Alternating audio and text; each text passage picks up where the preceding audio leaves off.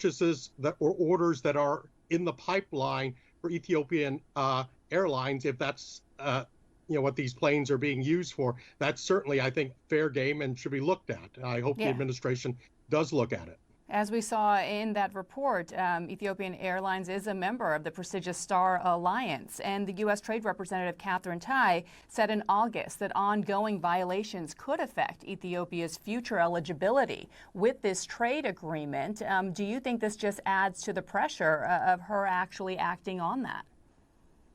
It certainly adds to the pressure. Last month, the Biden administration issued an executive order which creates the legal framework for sanctions upon any party, whether it be the Ethiopian government, the Tigray People's Liberation Front, the TPLF, that's the group that's running Tigray, the Eritreans, or irregular militia from other parts of Ethiopia. Anyone who is guilty of carrying out atrocities or otherwise obstructing the delivery of humanitarian supplies. So the framework exists now. The question is the political will to use that framework to actually use sanctions, not only to target individuals responsible, but I think just as importantly, to name and shame them on the world stage.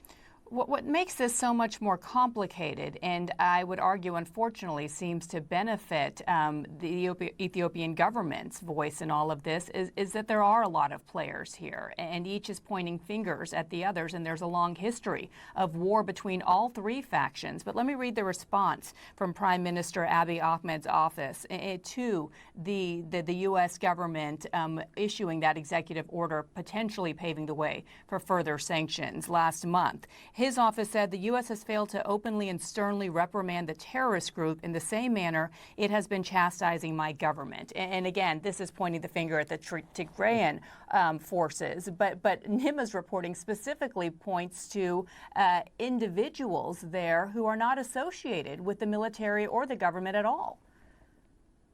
Yes, and furthermore, in any of these situations, it's fairly facile to point the finger at the other side and say they're terrorists. Be it as it may, governments have a particular responsibility. It's the Ethiopian government that's the signatory to human rights agreements which govern its conduct both in times of war and in times of peace. And what's really unconscionable, as Nima reported, is the sheer number of people who are being affected. In the Tigray region, we know that 400,000 at least, according to the World Food Program, are in famine. Another 1.8 million people are on the verge of famine. And that's spread to the neighboring regions of Afar and Amhara. The World Food Program has been able to get in 637 trucks into Tigray since mid-July. That's less than 10% of the minimum necessary to avert famine. And we should note this is forced famine, right? This is not the type of famine that many associated with Ethiopia throughout the 1980s. This is famine at the hands of the Ethiopian government. Yes, and the United Nations, in a way, I'm very sympathetic to the dilemma it finds itself in. On one hand, as you reported, 7 senior UN officials were expelled from Ethiopia, including the deputy head of humanitarian relief efforts.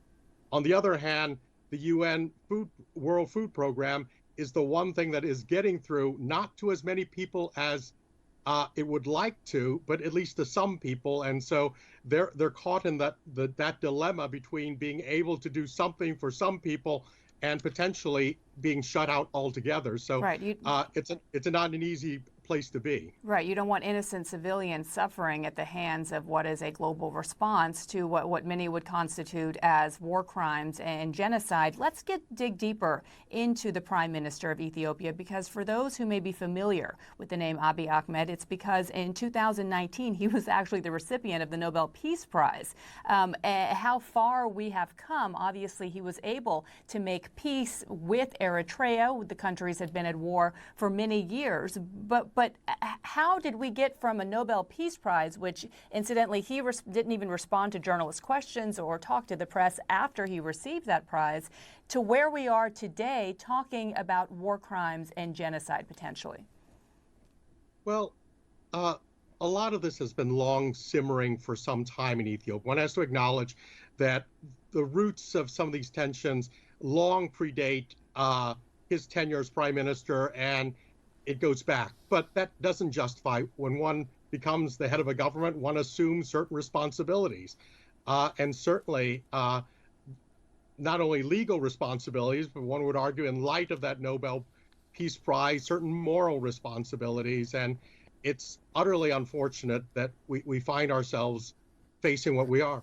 But on the other hand, the international community bears a great deal of responsibility. Having feted him, having awarded him this recognition, the political will to do more than wring our hands in public, to follow through with threats of sanctions, threats of consequences, has been missing. Even the political will to be engaged on at a senior level in what's going on here. You know, it's worth remarking that the highest level official of the U.S. administration that has traveled to Ethiopia since this crisis began in this administration has been Samantha Power, the head of U.S.